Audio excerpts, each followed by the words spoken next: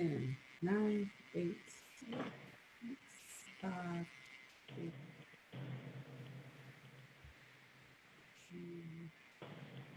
3, long 2.5.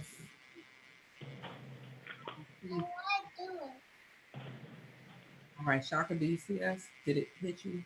Yeah, it did. All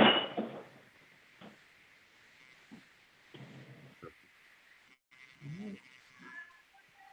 Huh? Am I gonna eat what? Let's see.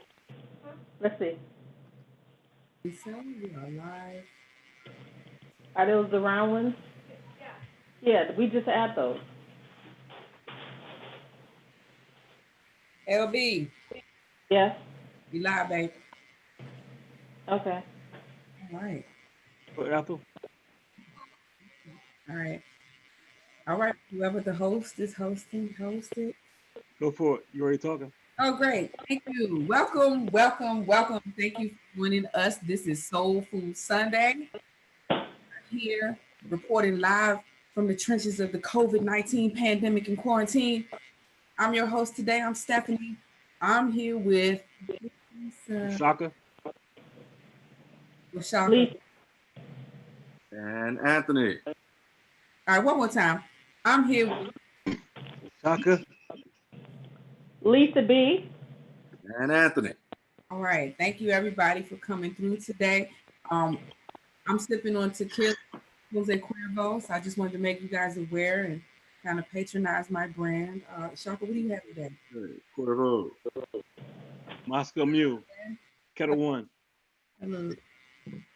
All right. Well, Lemon what you got? lemonade Chick-fil-A. Yes. Oh, yes. Okay. How you get Chick-fil-A on a Sunday? You holding out. Yeah, you know people that know people. Connected. I like it. Let's reach into this week's appetizers. So we always start off with our winners and losers of the week. I'm gonna randomly pick one of my friends today. So Anthony, who are your winners and losers? Winners and losers. The winner today for me or this week, I give it a Diddy. Not that he did anything special, but he at least sparked the conversation that probably needs to be had. I would say, to really, kind of galvanize Black people to kind of put themselves in a place where they're, making demands as opposed to just kind of, going with the flow, going with what we've always kind of done, voted in the ways that we've always kind of done. Again, not that Diddy did anything special, but he making that statement is something that we probably should be doing as a group and looking at ourselves as a community that should be making demands on that on that level. As to if you want our vote, then we have some demands that we need to have met first before we just kind of acquiesce to whatever the Democratic Party would like. Mm-hmm. That's my winner. Losers will be as a new investor. I'm gonna have to give my loser to Elon Musk, founder and CEO of Tesla. This dummy went on Twitter and said his stock should be, it was valued too high, and subsequently it failed. For like $100, man. It was crazy, and being that I have a few shares, I was pissed, just like any other investor would be. So I'm gonna have to give him the asshole move of the week. You know what I mean? Yeah, total just like, dude, just be quiet. He did it for me this week. So he gets the loser category. What about you guys? Lisa? Lisa. Well, who are the winners? We are. We're still doing it. We're surviving. We're trying to be well. We're trying to, maintain our own livelihood and still try to work within the constraints of a quarantine. And so we're out here loving our families, blessing our friends, and, still meeting new people and, all those positive things that are happening socially. People are sharing their art. People are, getting their hustle on, finding new ways and new ways to transform their work into these platforms. So I'll say, we are the winners, and we are still the losers, right? So when I say we, I'm talking about us in that we still don't have an actual proposal to target us during this pandemic. And the thing about it is, it's not really just Black people, it's Black people and Latinx, the Latinx community. We're very close. And Native Americans, we're all really high up there in terms of death. So when we talk about Black people having poor indicators and stuff, that's one thing, but it's a lot of us who do. The problem is that, we're not really addressing it. And telling us to just stop being fat and, stop drinking, like that's not how you address an emergency situation. So. Yeah. Well, I kind of want to piggyback off what Lisa said. I agree with the winners, that we're winners in that this whole system is being disrupted, and this whole system from inception was never for us. It was never for our survival. So that's the good part in that, we're winning because a revolution is at the foot. I don't know what form it's going to take, but now more than ever, I think our ancestors have always wanted this shit to be just blown the fuck up. So to that end, we're winning, and like she said as well, we're losing because we're overrepresented in the deaths, in the totality of just the disease, the virus itself, and all the the ramifications that come after that, joblessness, whatever. But that's not my losers of the week. I'll still go with that as winners. My losers of the week are the white boys out there with the guns protesting, opening up their states. They're losing in that. I mean, they're losing that in that. It's false bravado. They're pawns. They're not kings. They're not makers. They're not doing anything but just showing that they're being asses. Half of them, most of them, probably would not even take arms, shoot those guns if it really came down to some real shit. But so they're the losers of the week because they're fighting for a cause. They're probably spreading the virus among themselves anyway. So and they fighting against a revolution, a worldwide revolution that recognizes white supremacy and its remnants and what supports it. So yeah, they're my losers for the week. Okay. Did I get your winner, Lisa? She said us. Winner? Oh, us. Okay. Us. For me this week, I would say my loser would be the Whitman Mayo Clinic. I'm severely disappointed that they would let that dotard come onto their places with the respectability and the 5-star, everything that we know about Whitman Mayo way back when they were on the front lines of the AIDS epidemic. And it is disgusting to me that they would let that MF walk in there maskless when most likely exposed. Why would they cave? That to me showed you don't have any type of balls at all. Oh, the president? Oh, go ahead. I'm sorry. You talking about Pence when he went in there? Yes.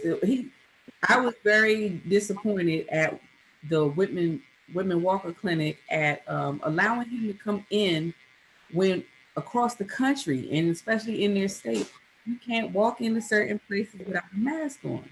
So he's coming in there, and it's fine that he doesn't prefer to wear one, but at the same time, we don't know what he's been exposed to. He's dirty ass House of Representatives, okay? That's just not sterile, it's not clean. And he's coming out, he wants to just prove a point to his base. But at the same time, Whitman Walker should have been like, no, you can't come in here with that family, not on that. Putting people at risk. They, I think that's more of an indictment on him than them, though, for real. I mean, it is, but where do we stand as a people if these hospitals and scientists and people, if you guys can't enforce even the basic shit on your own property, dog, who the fuck is really gonna fight for us if some real shit, some more real shit is going down like this? But he's not really just me coming in there without a mask. It's the vice president of the United States, and so he shouldn't be given a pass. But isn't he the chairman of the fucking COVID task force? Come on, their messaging is all over the place. Like either you want us to put a mask on, or you're going to stand out here and be a loser with your mask off and now how many other people are going to do that? Look at the people that were drinking bleach this week. Fam. Them your people. I don't know them. People are injecting Clorox into them. I used to work at let them do their thing, man. Don't stop them. Yeah, I'm not. Please keep killing yourself if you're going to do that. I don't have anything to do if you like to drink Clorox. But what I'm saying is for him to get that visual that it's okay to go without a mask and you're walking into a hospital where people are already compromised. He doesn't care. They don't care. I'm sorry. Okay, and my winner this week, it wouldn't be any of them. My winners this week, I am very proud of the small businesses who were able to buckle down and complete the application for round 2. I'm glad that people are discouraged. I've talked to a number of people this week and was able to help them with their PPP loan applications and giving them advice and helping with their finances. I applaud the small businesses, especially in the DMV area. Don't give up. Please keep going. We're going to be the ones that save everybody. So just like Generation X, you got a job to do. So don't give up just because the application is hard. There are resources that are free that we can help. So I'm glad to say that I see us rallying back a little bit from the initial shock of it all. There's a silver lining. Yeah. If it's even silver, I mean we're nowhere near silver, but bronze is pretty good right now. I'll take it. All right, no doubt. All right. So let's get into our COVID discussion because really everything that we experience is tied into this new paradigm. So unemployment and joblessness is at an all-time record high. I can't even imagine what it really is like if the numbers are what they're reporting. I can't what it really is. It's very sad to think about the people who had problems with the application process. I know Maryland has been doing a very shoddy job at having something decent in place that people can use without problems. The new system went up this week and it was a failure. It was a failure. So what are some of the things that you guys are seeing around the Beltway with regards to this? Is anybody getting it right? I mean, it was some people who probably didn't deserve to have the money, and they got the money, which we all knew when the application process bottlenecked. We all knew that there was a reason why. So A, it's inefficiency, meaning the directives weren't as clear for many of the banks in terms of how the process goes back. So they knew how to get the applications, out and completed, but then that part, the approval process, that's just my understanding, third-party understanding of the initial bottleneck. But what we've learned over time was that you have the Lakers who are paying their stadium staff out of this. You have Shake Shack, which is a local business, as well as probably some of these smaller businesses who really can't afford to pay. I mean, they can afford to, they have to afford to, but it's a bigger stress on them to be able to afford to pay for unemployment for their staff. Whereas the Lakers and those larger organizations, they're funded, with multi-million-dollar benefactors and seed money, and you see how far that is, up. So they, of all people, can afford to pay unemployment for at least a certain period of time. And so the impacts are that you saw a lot of those people give the money back. My bad. Harvard, I don't remember what Harvard decided to do. I think they decided to give the money back as well. But Harvard got money. So all those places got money, but then not everybody did.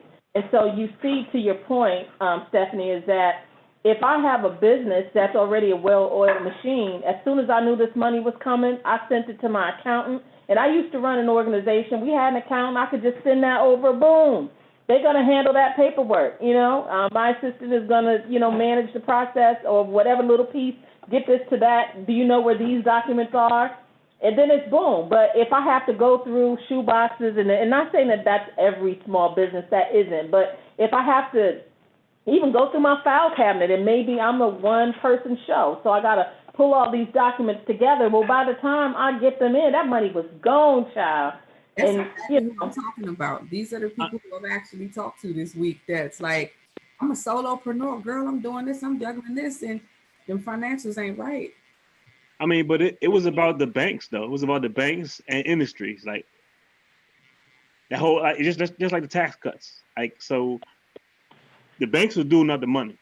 So it was a government check to the banks, and the banks going up with who they had relationships with. They had relationships with the oil and the gas industry, sports and entertainment, all the big business, and that's who got the money. And only the customer-facing ones are going to give it back because they're going to face pressure, like the Lakers, Roof Chris, Shake Shack. But there's a ton of other businesses that we don't know where they tentacles float. It could be. I heard McDonald's was one. I'm sure McDonald's was one, but they covered in so many different companies. It's not going to trace back to them, to the source. So, well, the other part of that was they said that banks actually chose. So even a step further than what you're saying, which is, I'm saying, well, people were prepared. They put their hat in the ring first. You said, they're going to look and work with the people who they're familiar with. And then we find out that they actually chose higher level entities to process first because there's some type of fee that banks allegedly get. Now, I don't know how true that is. I haven't gone deep into that part. But they're saying that they actually pick and chose applications. So it wasn't really just first come, first serve. Of course. You know what I mean? It was a little bit more than that. And I don't doubt it. It's sad. Yeah, I mean, I think it's like with any kind of government, stimulus, quantitative easing, whatever.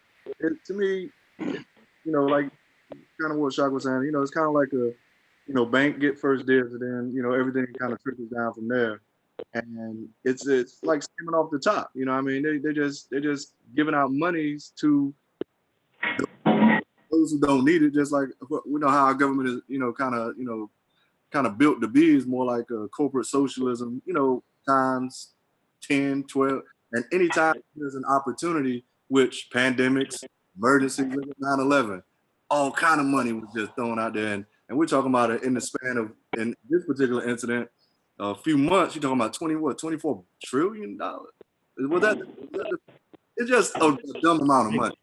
And how many people got it? How many black businesses got it? Those stats are out. That's the thing, though. They're not even meant to get it. You know what I'm saying? This is like a money grab. I mean, the application process is the weeding out. That's it. Right. So the application process is a formality for a lot of people. Like for a certain amount, you're just going through it. Just go through it so we can say we did it. Like, we gave you niggas a chance. You ain't do it quick enough. I know niggas ain't fast. So to me, man, this is like if you see a boat, sinking or something, everybody going for themselves. The rats, they're just going out to get what they can, when they can, while they can. And then, everybody else is just kind of left to kind of figure out which to me also offers a kind of silver lining in the sense that what we were speaking, I think somebody had winners and losers, that we're the winners in the sense of our ingenuity and our innovativeness, you know what I mean? So just as much as going bad and the American ship is sinking, and it's been for years. And those people that's gonna, grab what they can while they can, they're gonna do that. But I think the silver lining is, we've been born to do more with less, in a sense, and we're just kind of put in a situation where we're going to have to do the same thing again. And like Stephanie said, we're going to save everybody at the end of the day, eventually. You know what I'm saying? They'll come around once they see the ingenuity, the innovativeness, and we're going to create. I have no doubt we're going to create something. Hopefully, we get to take advantage of it, first before it's kind of co-opted or tried somebody before it's colonized. Is that what you? Before it gets colonized. You know what I'm saying? So it's the rats doing what rats do, and we just kind of gotta really look at ourselves at the end of the day. Ashe.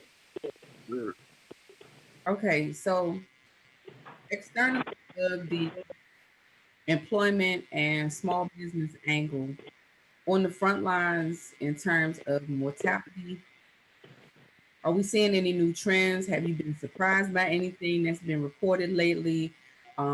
Is everybody in the DMV getting tested equally? Like, I'm trying to find a way to really understand numbers, and it's been a stretch for me. So, what do you have? The numbers aren't really there. Okay, that's why. Right. What for? Ward 6 through 8 have a disproportionate. Are we talking about numbers that are of people dying of COVID? Yeah, I mean, so there's the question of the actual mortality rate plus who's confirmed. What about all these people that present asymptomatically and then they're still saying that they are testing positive? I don't know what am I supposed to be looking at for credibility? Right. Well, so what I was going to say is that one of the things that would be helpful is if we could look at the data and see of all of the Black people who died, how many had pre-existing conditions and what were those conditions. You're not going to find that. You'll just hear the narrative that we are predisposed. And so there's a correlation being drawn between the fact that we are overrepresented with some health indicators, poor health indicators around diabetes, obesity, and some and high blood pressure. And so that is true, but that's a separate step. And then over here you have, and that's why you all are dying. But then what we don't have is the data that says, hey, because at some point, part of the problem is we don't have any initiatives. There are no targeted approaches to how this population, i.e. us, right, who are supposed to be so much more at risk, why, telling people to go work out, that's great, but even the impacts of that are going to be, a little longer down the line. So what are they offering up now by way of support systems? And you don't see anything. You just hear the message that we've got to do better and we've got to eat better, which are all great. But, to me, it's an empty message if it doesn't have policy and strategies attached. And so for me, we don't even have the data that tells us for sure what this looks like, because we know on one half it's how we may be predisposed, but then on another part of it, we know that the care is different. And so if we're going to be serious about what this means for Black people, then we have to look deeply into that, because right now we're wearing the face of a disease, and you have these other people who got their guns and rifles and stuff out trying to, intimidate somebody because they're under the impression that it ain't them. We're not dying, y'all sick. Y'all gonna, so we shouldn't honor the rules. I saw somebody refer to them as the Family Dollar version of the Stormtroopers from Star Wars. Dollar version. The Family Dollar. Shaka, what do you think? I largely agree with what Lisa said in that, but I think it deserves deeper analysis in why we're overrepresented, why the numbers are what they are. Is it preconditions, or is it more so that we're more predisposed to being in those frontline positions, those working those jobs where we're cashiers, or we're working, those minimum wage jobs, the jobs that we act as though they're not essential, but have now been deemed essential. So it's a lot of issues, but we all know that our health, when white America has the flu, we got pneumonia. I mean, that's been the case. So we've been the the canary in the coal mine for a long time. So that's a given. So you gotta bake that into the equation. But you also gotta look at why what is it because our health is that because it's a lot of them that's not unhealthy. They're not the healthy. So they are just as susceptible to buying into this commercialized fast food culture as we are. Is it the fact that we're low on the economic social scale, which I think that's probably has much more to do with anything. Is it because we don't have equal health care? So there's a lot of issues that come to surface when we speak to the inequities of or the disparity, who has it, who's dying from it, who's not. Overall, it deserves deeper analysis. Something that I don't know that our government, even before Donald Trump, really cares to really explore. So there's that.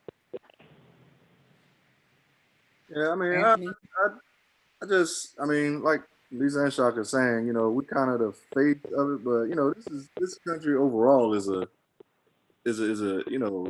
just health wise, I mean, we're just most of these countries in the world, I mean, and when we have the way we eat and how our food is treated, overall, you're talking about immune health, I mean, and that to me is something that I don't know if they're speaking on, and it makes us all susceptible because overall Americans' health is could and seems like it's pointing to like it is kind of the factor that's not necessarily being really taken into consideration, like overall health in this country.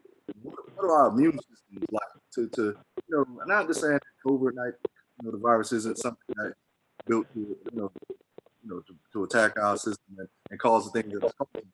What part of our immune system that's not of health? You know what I'm saying? It's like an entire nation, the immune system is compromised, and then you just drop something that like dropping a flame in a bunch of masses. You have a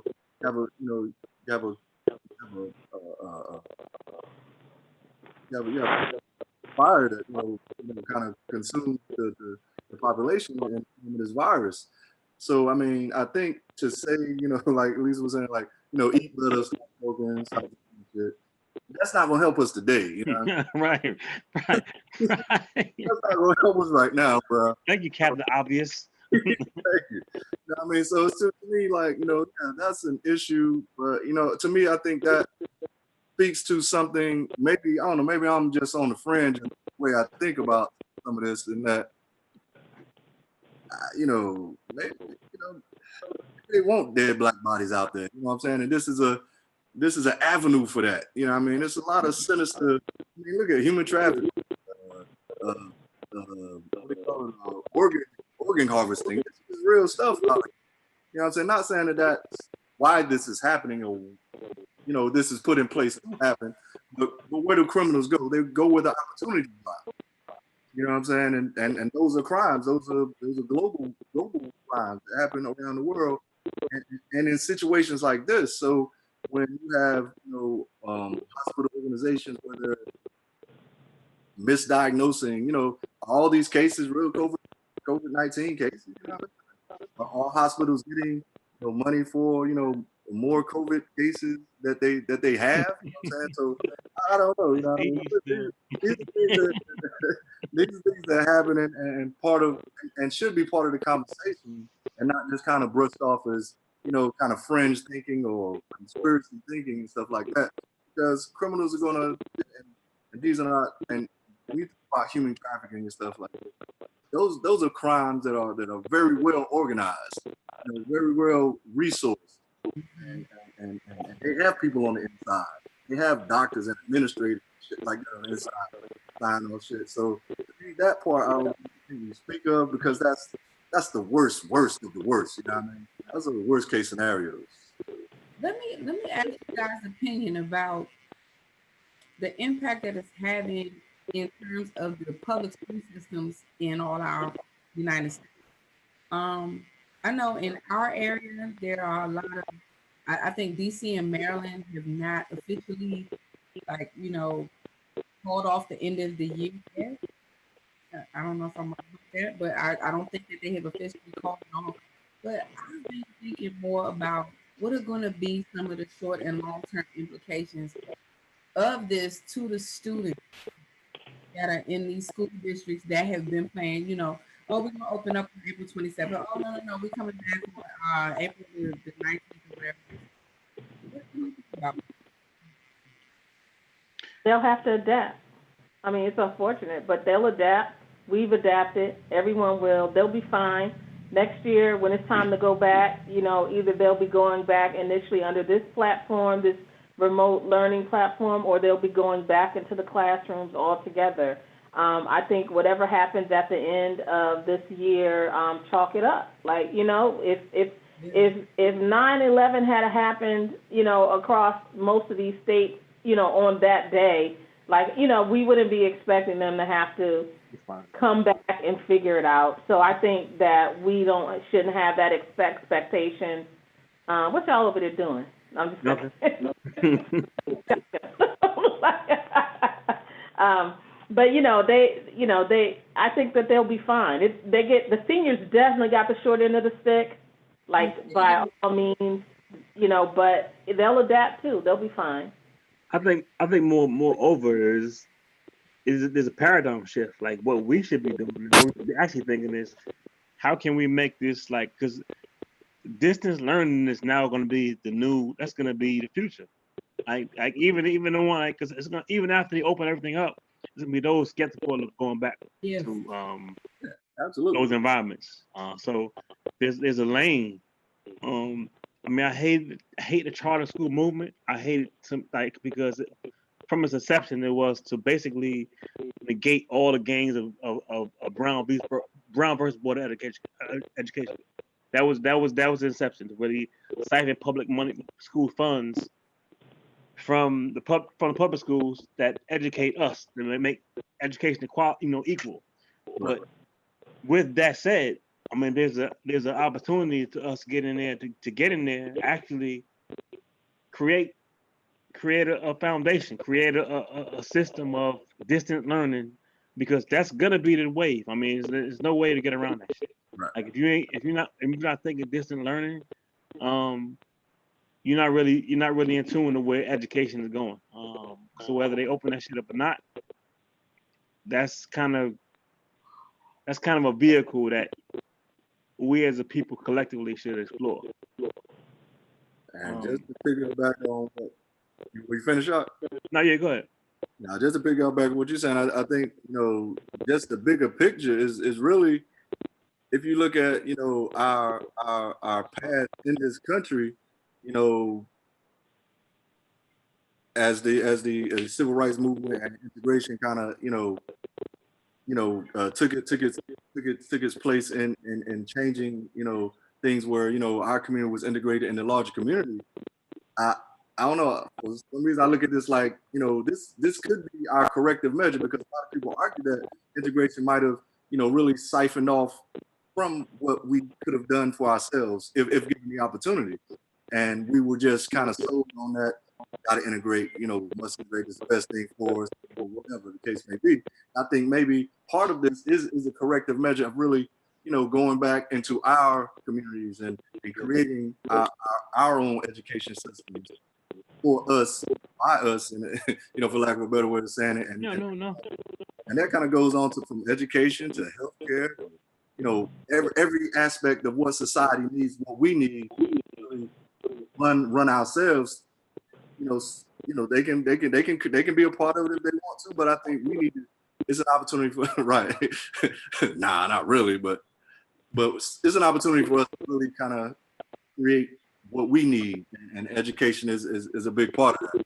So, I agree with you 100%. And what you're saying is like, because integration was like, it was about separate but equal was not unequal. And correct. It's not. Right. So now we get the best of both worlds, because now we got to the extent that we can exercise this shit. We got a level playing field in which we can partake in industry and taking advantage of these loopholes, these corporate loopholes. Correct. All we gotta do is incorporate, and that's. I mean, so I think so. I just want to co-sign what you just said. Is that it's like I hate the argument when people say integration ruined black people or ruined out, because that wasn't it. It wasn't integration. It was the fact that once integration happened, they took control of legislatively and they made laws and kept double down laws, and we didn't follow suit. So, that's exactly right, and that's why, or one step further, is that's why I get like annoyed when people start having these conversations. Not even on, I mean, because they always paint us like we were just so stupid the whole time, and we weren't. We were actually making gains. The focus at the was different than what it is now. And yeah, we may have dropped the ball in some capacity, because you know how they say you think the white man's ice is colder, or water, tastes better. That little idea that you feel like you've arrived once you've been ingratiated and accepted and into the mainstream. And it did dilute us, but we've come so far for so long that you think we just gave that up willingly. We didn't. It was a fight, and we did go down swinging. We lost because they controlled the system, and we were part of that system. And I think that the new normal is coming back around now. I think it's coming back around, as you say, how businesses and schools are structured. Also, the way we deal with politics, that's changing. I mean, it's got to change. And, this has been my thing from the time forever, is that our role has to change.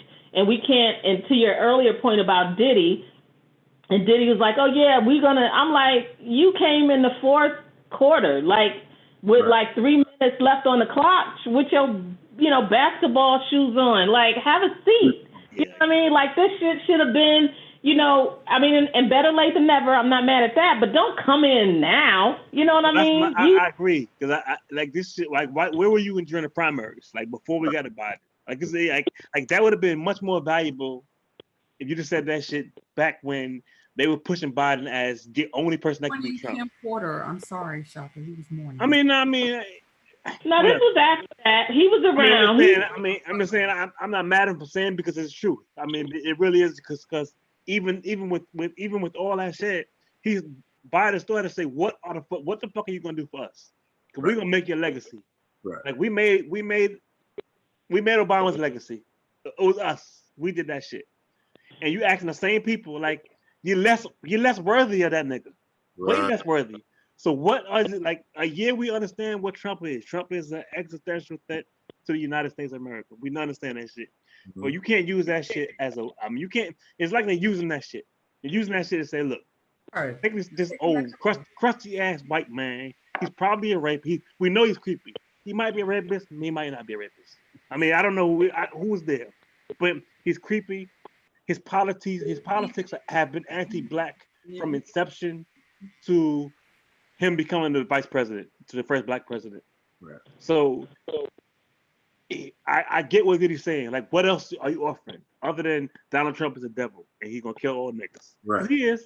I mean, he have really a black agenda, and he's had a black agenda. But my thing with that is, we sat here the whole damn time waiting on, where's your black agenda? No, we were supposed to bring our agenda to them and say, speak to this. What have you done? If you running now, what have you done while you've been a senator? What have you done as governor? Like, we were supposed to be running this shit back, and it's tiring trying to get people to pay attention. But that's okay, because times change, and when times change, the people's behavior has to change. And I think this is our new normal. All this stuff is our new normal. And if we let this country go back to what it has been since we've been alive, then we deserve it.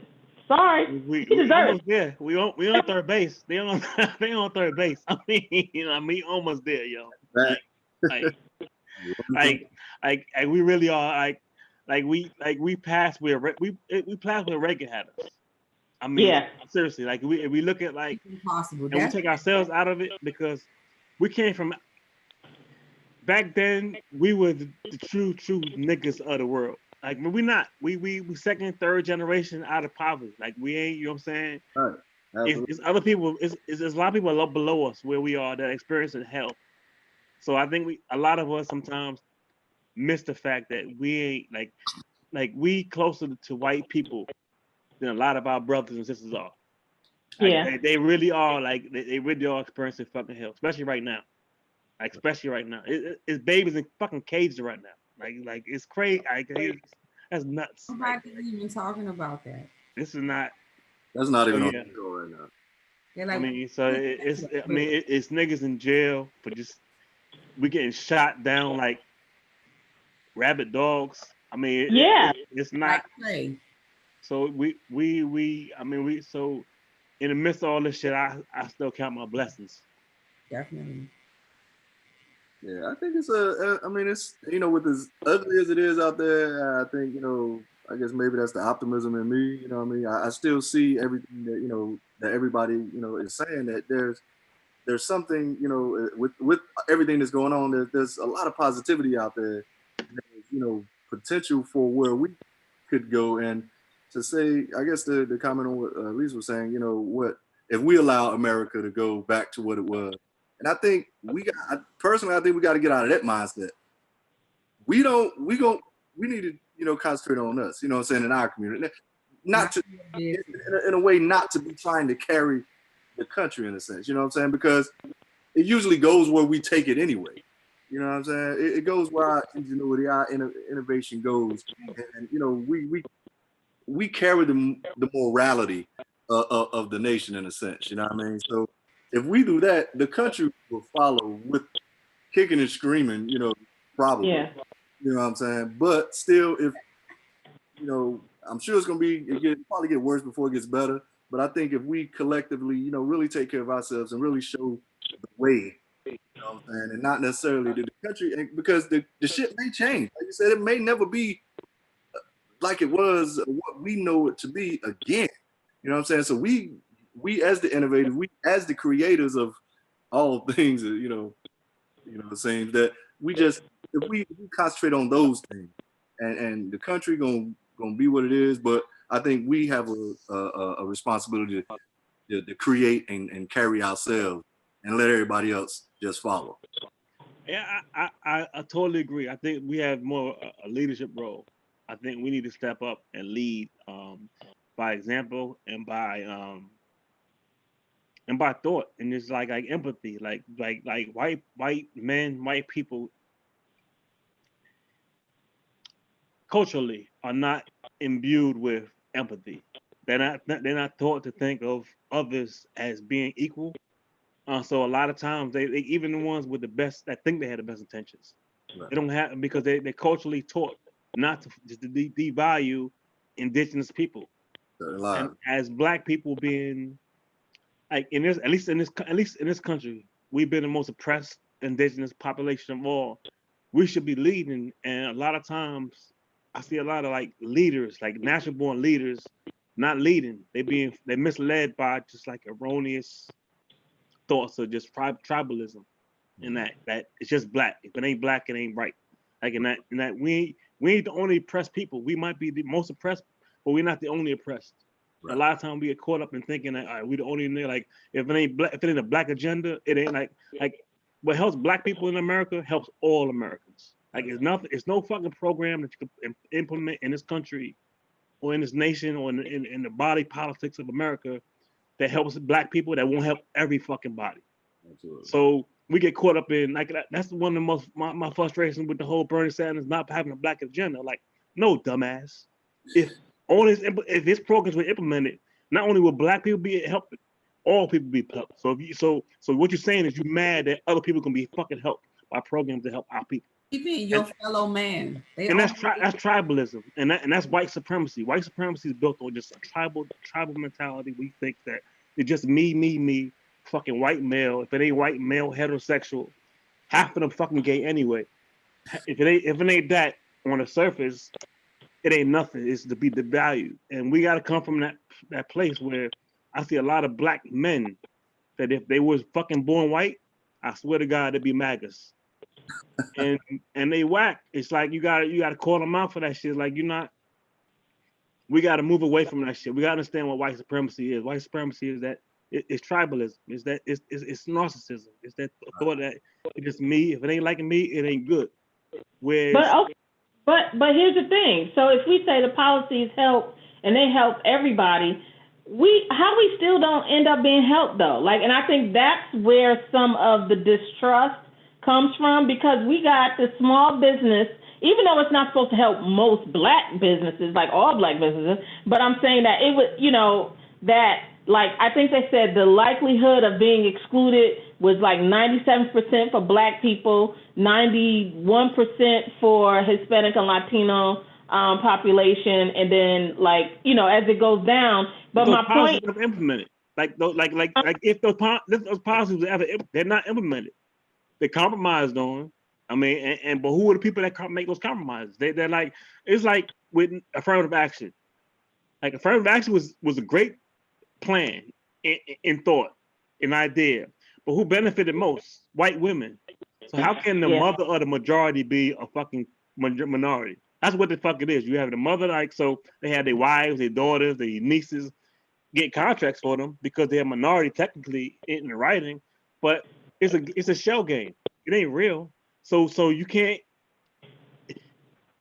I mean, like, you can't indict the policy idea based on how who made a compromise. Who made a compromise? And 9 times out of 10, it's people like Joe Biden.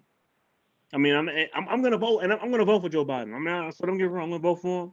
I live in a purple state, and he, but if I didn't live in a purple state, I wouldn't vote for him because he was like my vote. He a piece of shit. But but Donald Trump is an existential threat to black survival, because he is, like, even if he is not in his heart of hearts a white supremacist, he's in support of white supremacists. So he's making compromise with just extreme white supremacists that want to eradicate our people. So he told them people that they were just angry. They were good people who were just angry.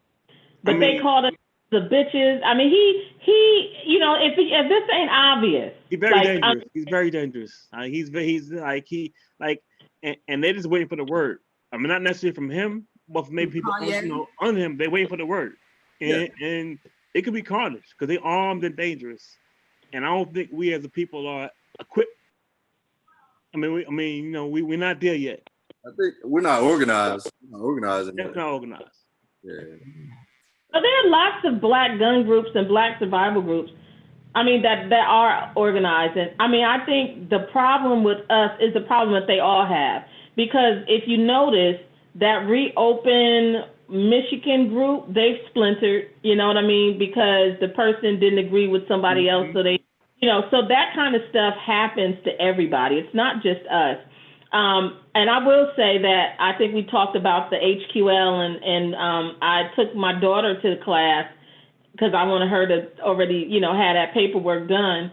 And the class was like 99% black.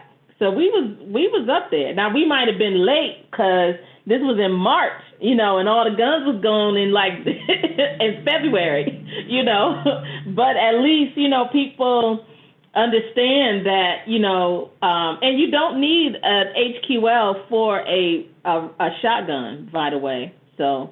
Good to know. Mm-hmm. Okay. Well, that's a lot of heavy information, but we definitely want you, our audience, to be more informed about your rights and your abilities. So state by state, check out what it takes to even purchase a firearm. If you don't have one, if you don't have access to these things, just at least do the research and read up on what it's like, just because you might not know. I didn't know, and I plan to do a lot more research about it because I think it would be irresponsible not to. That's just me being judgmental. So we're going to move into the timeline today. So some of the things that I saw on my timeline were kind of interesting, but let's see what's happening on Shaka's timeline this week. And you would pick me. I don't know. I'm looking through that now to find what's on there. What about the draft? Say what? What about the draft? I mean, the draft. Well, I'm a Giant fan, so this is sports. We draft the need.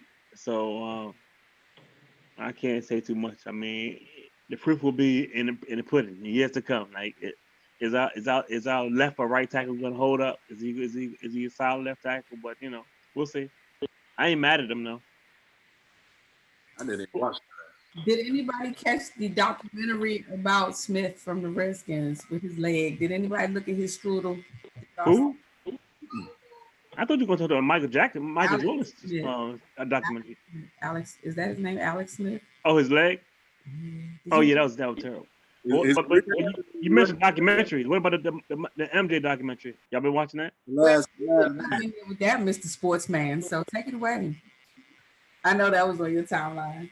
Oh yeah, I mean, I'm intrigued by it. It's funny the revisionary history of how they, just like I see people. What is revisionist? So what did they whitewash? People remember the '80s for like Michael Jordan. Hold on, don't get me wrong. Michael Jordan was in his day. He was the cream of the crop. Like nobody could touch him. Right. But I think people underestimate how basketball evolved, how athleticism evolved. Like a lot of like Michael Jordan again. I ain't call him the GOAT because that's subjective. But he's obviously the best of his time. So, but what made him a major part of what made him better than his peers was the fact his athleticism. Mm-hmm. But it's dudes today that are even more athletic than him. I mean, they're not better than him necessarily, but they don't have the edge. Like LeBron, the difference between LeBron and Mike was so much better than his peers. Whereas LeBron, even though LeBron is still like for the last fucking 17 years, how long has he been there? He's been the best player in the league in my eyes.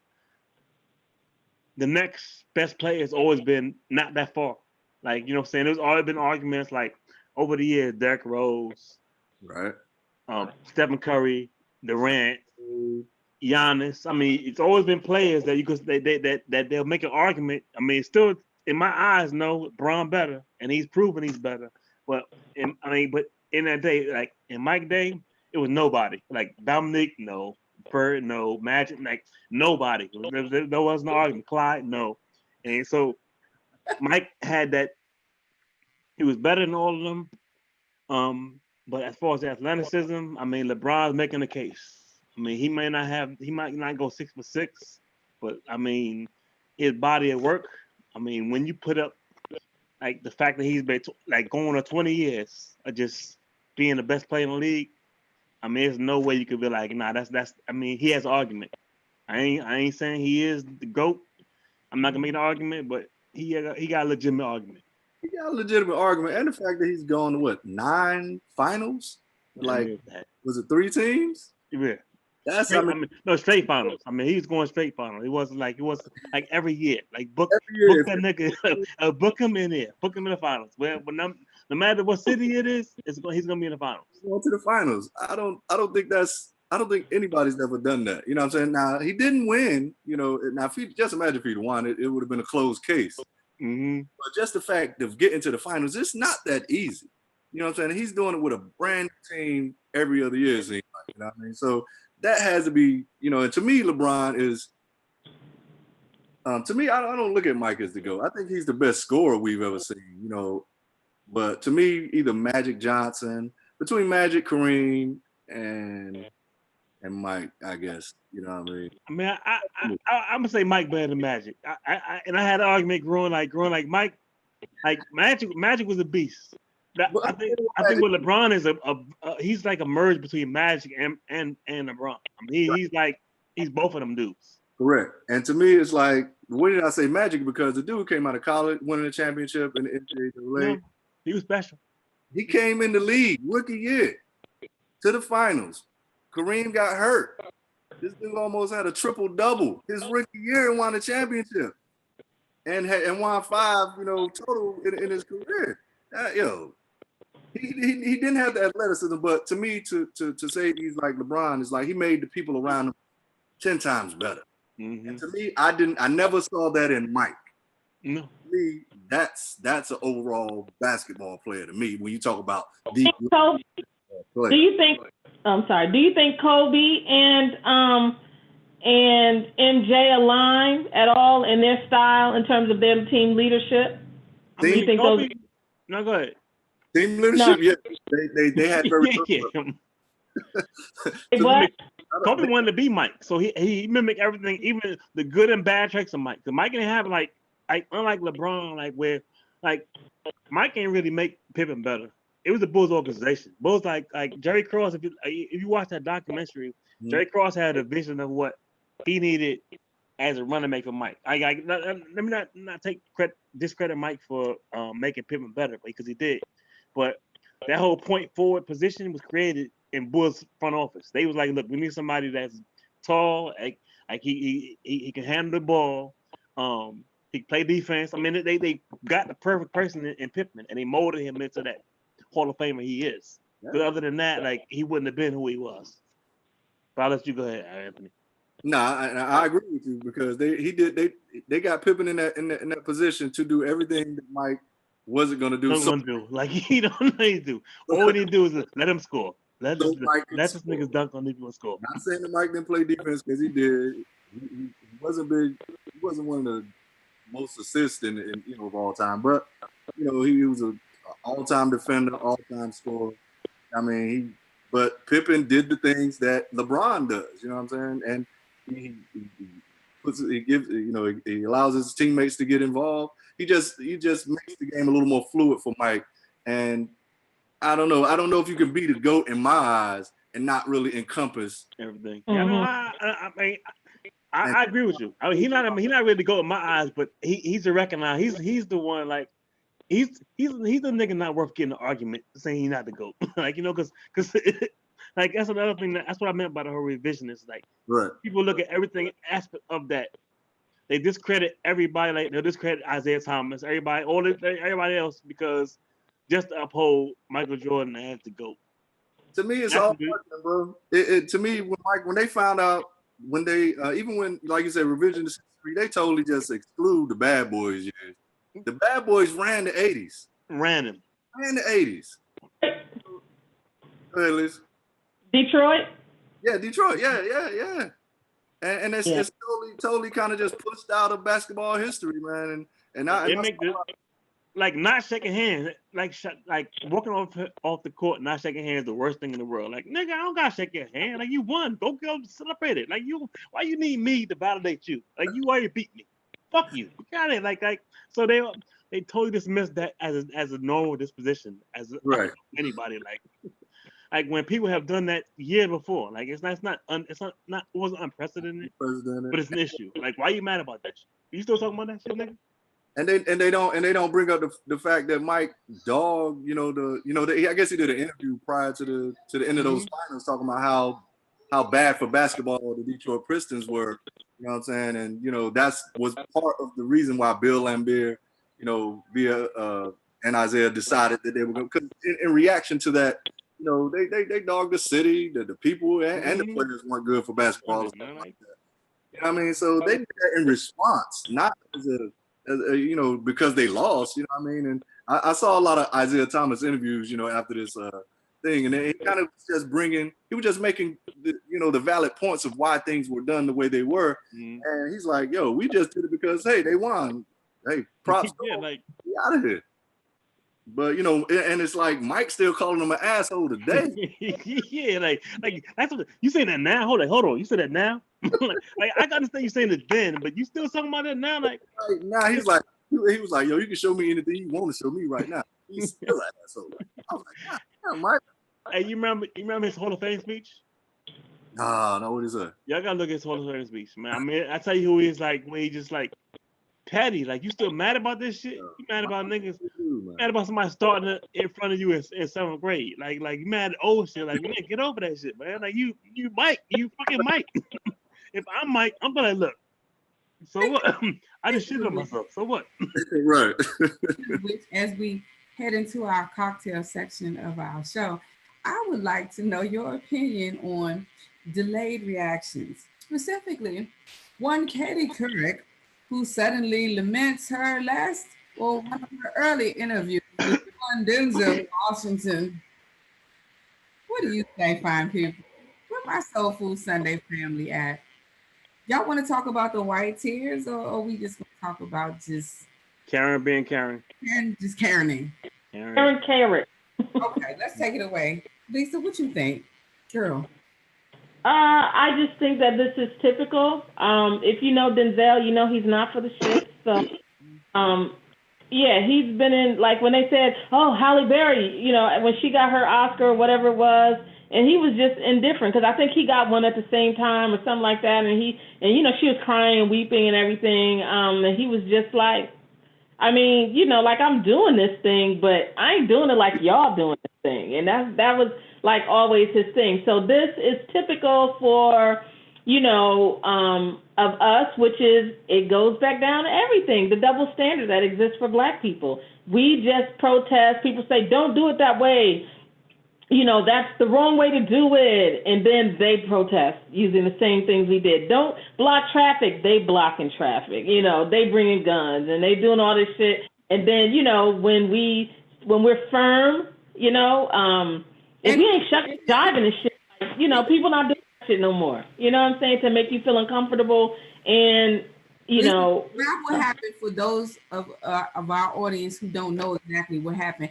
How did he collect Miss Couric? Oh, he sufficiently gathered her. So the bottom line is that he asked her.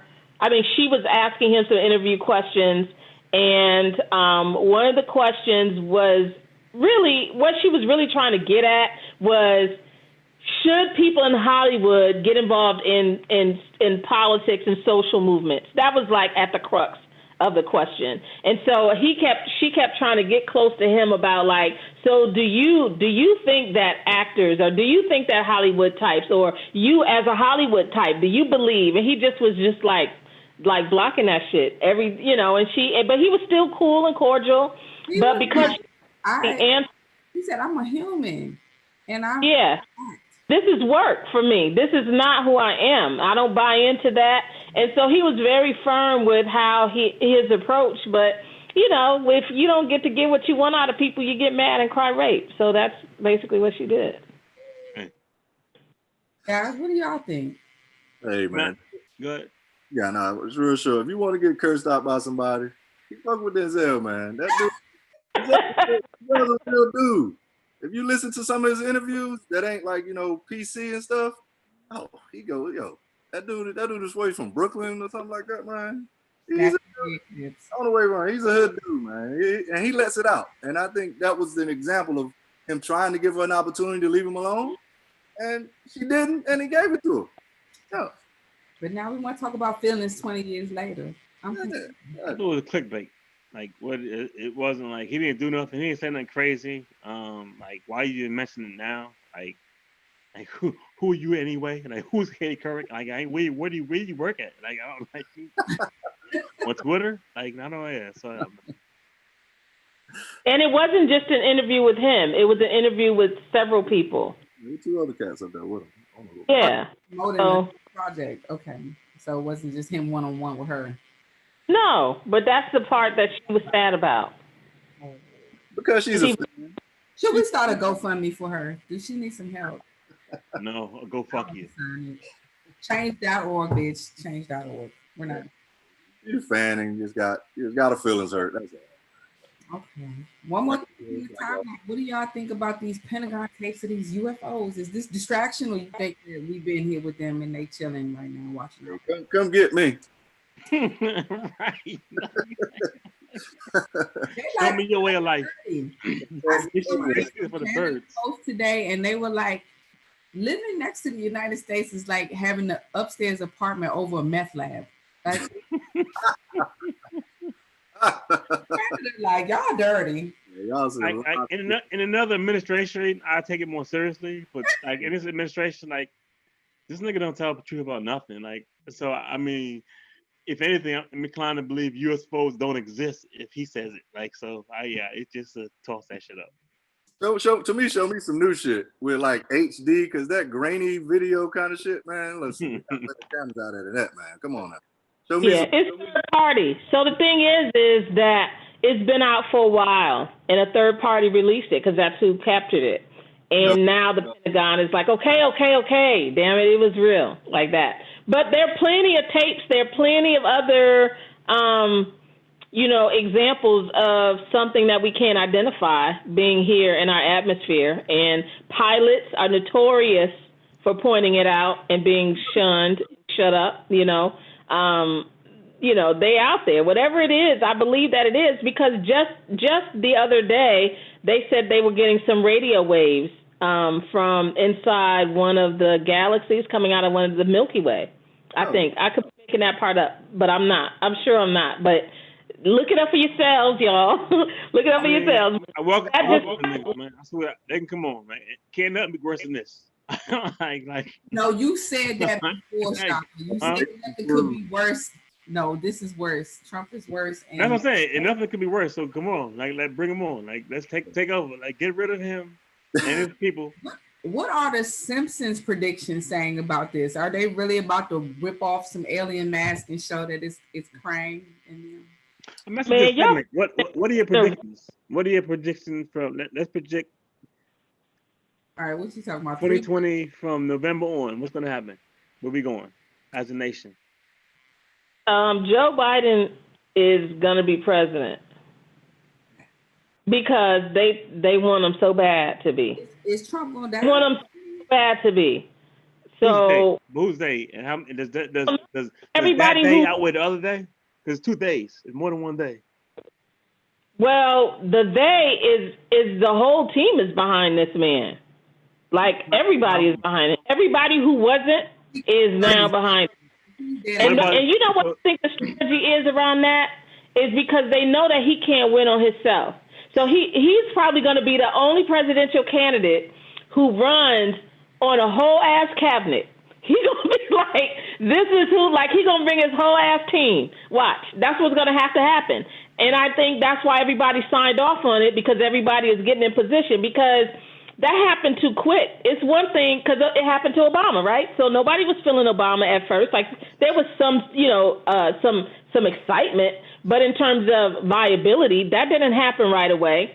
And then people started signing on, and then, he gained momentum. I think that's what they're doing here, is because they're putting him up because they think that he is the face. He's a white man, right? So he's the face that's acceptable. But I think that they're going to be pushing for the work of his cabinet so that people can have more faith. That's what I think. Because otherwise, on his own, he can't win by himself. I know that this got to be a part of it. I think he was inorganically pushed. Like Obama was pushed because he was populist. He had first of all, he had black people. He had a base of black people. That's one, which we probably know. Then he had like the liberal progressive rights. He had Hispanic, so he had people. He had a message that people were like a beverage. It wasn't revolution. It was change. He was like hope and change. That was the name. Biden has been inorganically hoisted. Nothing about him is people. Nobody looks at Biden and says inspired. Nobody. No. Not even his wife. Like, nobody looks at that motherfucker, but like, you know what? That nigga right there, he the one. So they pushed him. He's been forced on people. So I totally disagree. He's been forcing himself on people. Oh no. Then there's that. I think my fear is that the they that are pushing Biden are not going to be able to rally the troops enough to support him over the day, because it's a lot of them. It's a whole lot of them pushing Trump. It's more than we want to admit. That they know. Yeah, the ones overtly pushing them and behind. I think that I'm not sure that he was able to deliver in the way that he needed to for them, though. He don't have to live for them. He don't have to live for them. They don't want nothing. They want red meat. They want racist. I mean, like there's a segment of him, like there's two segments of him. There's one that want him to deliver on just the financial ends, and he did that. Like the tax cut, he gave them. I mean, but and then there's the ones that don't like. Look at Kentucky. They all like 97% below the poverty level. I mean, but they're going to keep voting for those power, because as long as they feel like you hurting niggas and Hispanics and everybody else more than them, that's all they want. They don't want nothing. They don't want healthcare. They don't want shit. That's not even. They know it. I mean, so you gotta go. You're up against that. Here's why I push back though a little bit is because where his misstep is around what's happened here, And so that's why he threw that little smoke bomb around states' rights, right? And threw that back to the states so that they could get that heat up off of him, and it could look like he's not making decisions about your experience now, right? And then we can get away from the fact that he delayed stuff, he didn't fund stuff. Now you at your governor's house fighting with your governor. And if we do that 50 times, that's 50 people not paying attention to him. So I do think that he failed in a way that impacts them. And as soon as they can tie, I think more people have tied it back to him than didn't. I still think you got those plants and those people who are going to be vocal and who are going to be like MAGA, MAGA, in the walk away consortium of like 8 people who keep telling us every damn week that they walking away from the Democratic Party. But I don't think that he can win on his own. Just to circle back to that, I think that they're going to have to present something bigger than just him in order to make him pop. And they haven't done it yet, so I don't know what it is. But I think that so many people are signing on behind him that I think they understand that it can't be him by himself. Like, they know that. And Trump, he's too egotistical. He's going to get up there and lie a whole bunch of times, in public, and they're going to agree, but I don't think everybody is going to agree now. No, I agree, and just like he's gonna have to fight for the suburbs. He's losing the part of suburban America that typical Republicans have in a pocket. So he has fucked up on that end. But it's how much of rural America, because he got rural America on lock. How much of them, is it going to outweigh his losses? Because he's increasing. He's expanding the voter rolls in rural white America in the same way as Obama expanded the voter rolls in urban America. So you got to contend with that. He and Biden doesn't expand anything. Biden's going to give you the typical.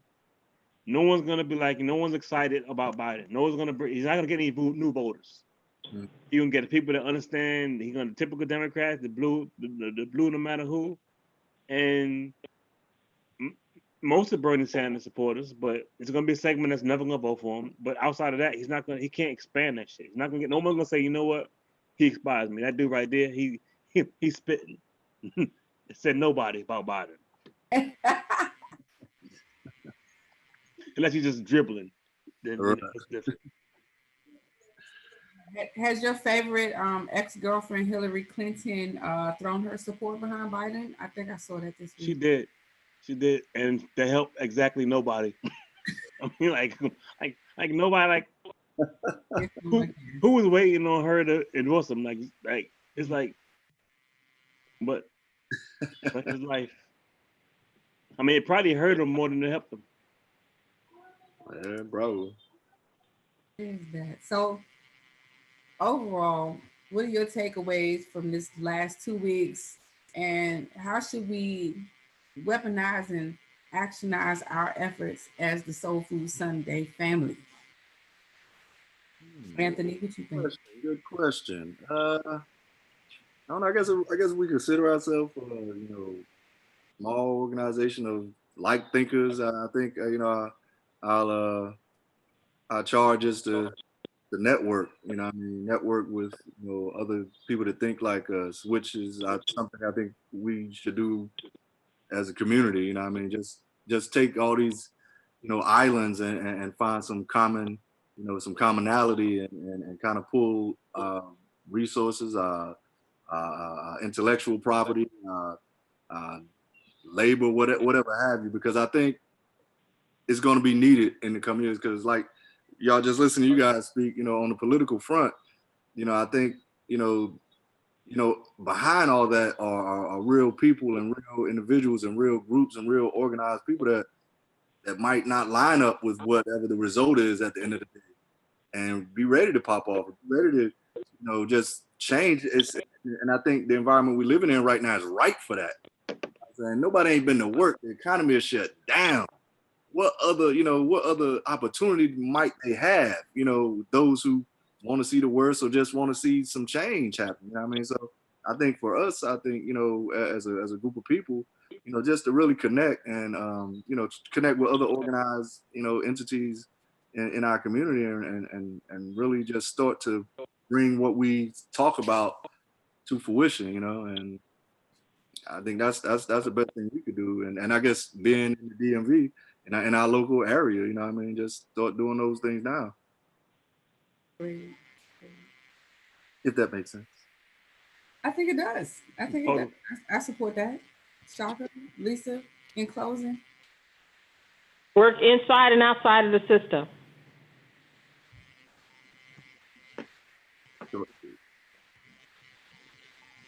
Shaka.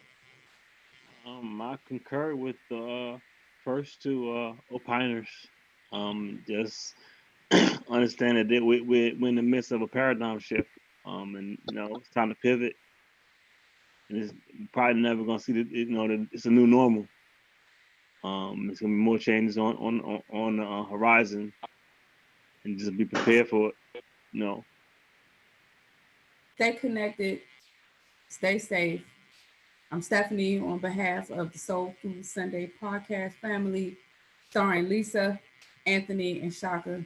We'll see you guys next Sunday at 4:30. Peace. All right. Be safe. Take care.